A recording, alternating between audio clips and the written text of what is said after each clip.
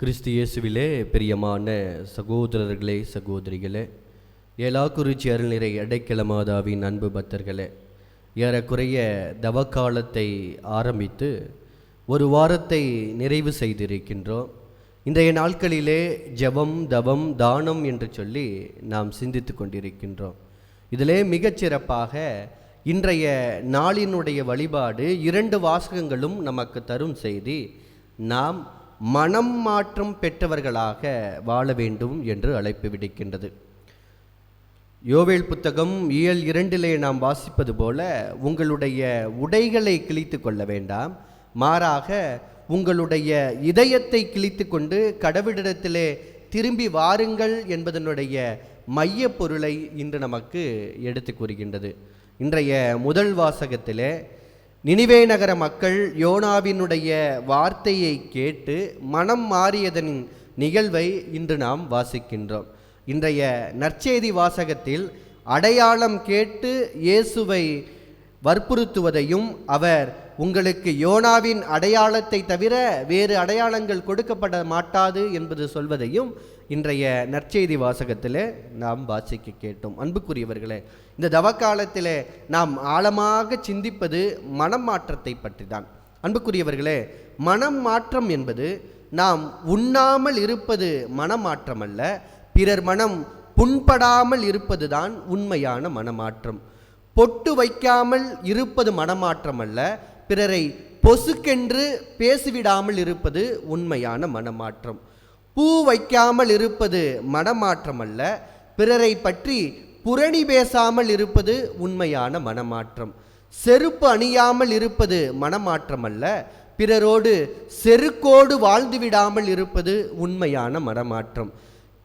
கறி உண்ணாமல் இருப்பது மனமாற்றம் அல்ல, முழு மனதோடு கடவுளிடத்திலே திரும்பி வருவதுதான் உண்மையான மனமாற்றம். இதை நாம் உணர்ந்து கொண்டோம் என்று சொன்னால், நாம் செய்கின்ற இந்த ஜெபம், தவம், தானம், இந்த தவக்காலங்களிலே, இந்த அருளின் காலத்திலே நாம் சிந்தித்து கொண்டிருக்கின்ற இந்த தவக்காலம் நமக்கு ஒரு அர்த்தமுள்ள காலமாக அமையும். இந்த மனமாற்றம் என்ற வார்த்தையை கேட்டவுடனே சிலருக்கு வெறுப்பை கொடுக்கின்றது, சிலருக்கு பயத்தை கொடுக்கின்றது, சிலருக்கு கோபத்தை விளைவிக்கின்றது. ஏன் என்று நாம் சிந்திக்கின்ற பொழுது, மனம் மாற்றம் என்பது நமக்கு பிடித்த, நாம் விரும்பிய, நாம் ஆசையோடு செய்த ஏதோ ஒரு செயலை விட்டுவிட்டு நமக்கு பிடிக்காததை, அல்லது நமக்கு நல்லதெல்லாம் பிடிக்கல அப்படின்னா அந்த நல்ல செயலை நாம் ஏற்றுக்கொண்டு வாழ்வதுதான் உண்மையான மனமாற்றம் என்பதை இன்றைய நாள் நமக்கு எடுத்து கூறுகின்றது. எனவேதான் மனமாற்றம் என்று கேட்டவுடனே நம் பலருக்கு கலக்கத்தையும் கோபத்தையும் ஏன் வெறுப்பையும் தரக்கூடியதாக இருக்கின்றது. இன்றைய வாசகத்தில் கூட நாம் வாசிக்க கேட்டோம். முதல் வாசகத்திலே நினிவே நகர மக்கள் மனமாற்றம் அடைகின்றார்கள். அவர்கள் அனைவரும் சாக்கு உடை உடுத்தி சாம்பல் பூசி யோனாசனுடைய வார்த்தையை கேட்டு மனம் மாறுகின்றார்கள். ஆனால் இன்றைய நற்செய்தி வாசகத்திலே பரிசேயர்கள் அடையாளம் கேட்டு அங்கு வாக்குவாதத்திலே ஈடுபடுவதை நாம் இங்கு பார்க்கின்றோம். மண்ணில் எழும் சாட்சியை நம்பாதவர்கள் எப்படி விண்ணில் எழும் சாட்சியை நம்ப முடியும் என்பதை தான் இன்றைய வாசகங்கள் நமக்கு எடுத்து கூறுகின்றது. அன்புக்குரியவர்களே, ஒரு துறவற மடத்தில் இருந்த துறவிகள் அனைவரும் அந்த தலைமை துறவியிடத்திலே இவ்வாறு சொன்னார்களாம். நாம் எல்லாம் இந்த தவக்காலங்களிலே நிறைய திருப்பயணங்கள் செல்கின்றோமே, அதே போல அந்த துறவிகள் அவரிடத்தில் கேட்டார்களாம், குருவே, நாங்கள் எல்லோரும் இந்த காலங்களிலே நிறைய திருத்தலங்களுக்கு சென்று எங்களுடைய பாவங்களை கழுவிவிட்டு வர வேண்டும், எனவே எங்களுக்கு அனுமதி கொடுங்கள் என்று சொல்லி அந்த தலைமை குருவிடம் கேட்டபோது, அவர் எல்லோரிடத்திலும் மகிழ்ச்சியோடு சென்று வாருங்கள் என்று சொல்லி அவருடைய கைகளிலே ஒரு பாகக்காயை கொடுத்து அவர் அனுப்பி வைத்தாராம்.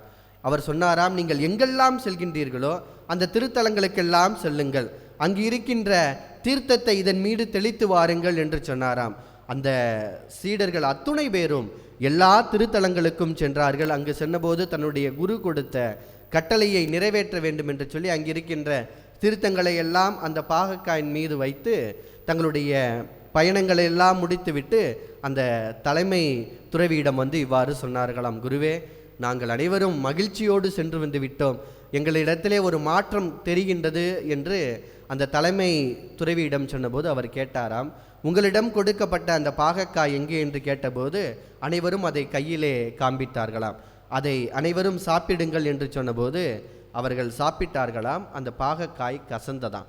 அந்த குருக்கள், அந்த சீடர்கள் எல்லாரும் சொன்னார்களாம், குருவே, பழைய நிலைமையில தான் இந்த பாகக்காய் கசக்குது அப்படின்னு சொன்னாங்களாம். அந்த குரு அவர்களை பார்த்து சொன்னாராம், இதே போல்தான் உங்களுடைய உள்ளமும். நீங்கள் பழைய நிலைமையிலிருந்து நீங்கள் திரும்பி வரவில்லை என்று சொன்னால் நீங்கள் சென்ற இந்த திருப்பயணங்கள் அத்துணையும் வீண்.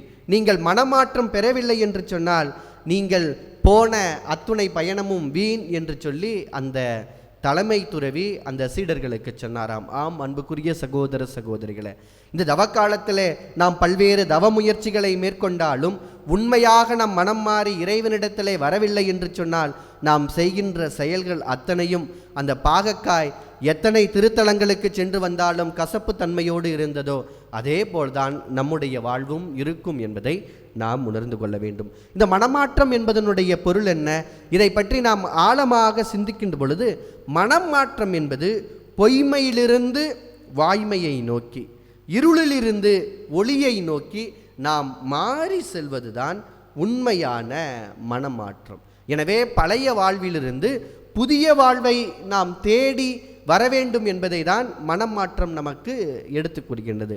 இதற்கு மிகச் சிறந்த உதாரணம் இன்றைய முதல் வாசகம். நினிவே நகர மக்கள் மனம் மாறினார்கள். கடவுளுடைய வார்த்தையை யோனா வழியாக அறிவிக்கப்பட்ட போது அவர்கள் ஏற்றுக்கொள்ளக்கூடியவர்களாக இருந்தார்கள். முதலாவதாக இறைவன் யோனா வழியாக மக்கள் மனம் மாற்றம் அடைய வேண்டும் என்று அவர்களுக்கு சொன்னார். அந்த யோனாவை பற்றி நமக்கு தெரியும். இறைவனுடைய வார்த்தையை கேட்காமல் அவர் வேறு வழியிலே சென்றார். இறுதியாக கடவுள் அந்த கடலிலே ஒரு பெரிய கொந்தளிப்பை ஏற்பட செய்கின்றார். யோனாவை கடலிலே தூக்கி எறிகின்றார்கள். மீன் அவரை விழுங்கி விடுகின்றது. 3 நாட்களுக்கு பிறகு அவர் மனம் மாறிய போது அந்த மீன் அவரை கக்கி விடுகின்றது. எனவே அவர் 2வது முறையாக தன்னுடைய மனதை மாற்றிக்கொண்டு அந்த நினிவே நகர மக்கள் மனமாற்றம் அடைய வேண்டும் என்று சொல்லி அந்த மக்களிடத்திலே அவர் சென்று சொன்னபோது அங்கிருக்கின்ற அரசனிலிருந்து ஆண்டி வரை ஆடு மாடு அத்தனை பேரும் என்ன செய்தார்கள் என்று சொன்னால், தங்களுக்கு சாக்கு உடை உடுத்தி சாம்பல் பூசி கடவுளிடத்திலே அழுது புலம்பி தாங்கள் மனம் மாற வேண்டும் என்று மன்றாடினார்கள். அந்த யோனா புத்தகம் வெறும் 4-5 அதிகாரங்கள் தான் இருக்கின்றது. அதை படித்தோம் என்று சொன்னால் நமக்கு தெரியும்.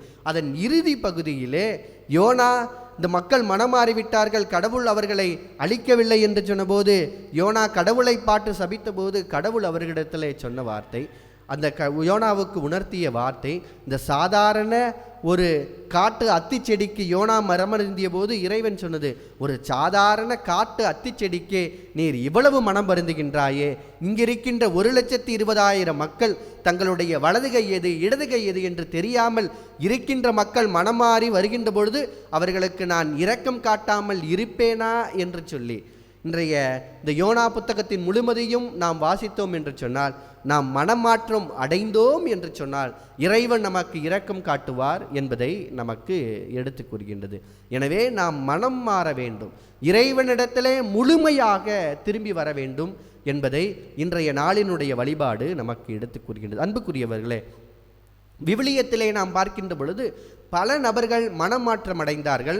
அவர்களை இறைவன் ஏற்றுக்கொள்ளக்கூடியவராக இருக்கின்றார். உதாரணமாக லூக்கா எழுதிய நற்செய்தி இயல் 15 இறைவாக்கியம் 11 - 32 வரை நாம் எல்லோருக்கும் பரிச்சயமான ஒரு நற்செய்தி. அந்த ஊதாரி மைந்தனுடைய ஓமை, தான் எவ்வளவுதான் பாவம் செய்தாலும் கடவுளுக்கும் உமக்கும் எதிராக நான் பாவம் செய்து விட்டேன், இனிமேல் உன்னுடைய மகன் எனப்பட நான் தகுதியற்றவன் என்று சொல்லி அவர் மனம் வருந்தி கடவுளிடத்திலே தன்னுடைய தந்தையிடத்திலே திரும்பி வந்தபோது அவருடைய தந்தை அரவணைத்தாரே, அதே போல நாமும் இந்த தவக்காலங்களிலே கடவுளிடத்திலே திரும்பி வரும்போது நம்மை அரவணைக்க காத்து கொண்டிருக்கின்றார்.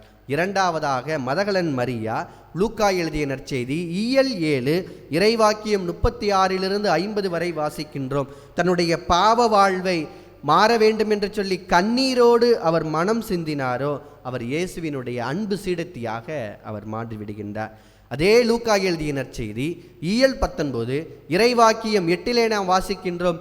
சக்கேயினுடைய வாழ்வு, பாவ வாழ்விலே இருந்த சக்கேயு மனம் மாறி ஆண்டவரிடத்திலே சொன்னார், இயேசுவிடத்திலே சொன்னார், நான் யாரிடத்தையாவது நான் நிறைய பணங்களை பெற்றிருந்தேன் என்று சொன்னால் அவர்களிடத்திலே திருப்பி கொடுத்து விடுகின்றேன் என்று சொன்னபோது ஆண்டவர் சொன்ன வார்த்தை, இந்த வீட்டிற்கு இன்று மீட்பு உண்டாயிற்று என்று சொல்லி சக்கேயு மனம் மாறினார்.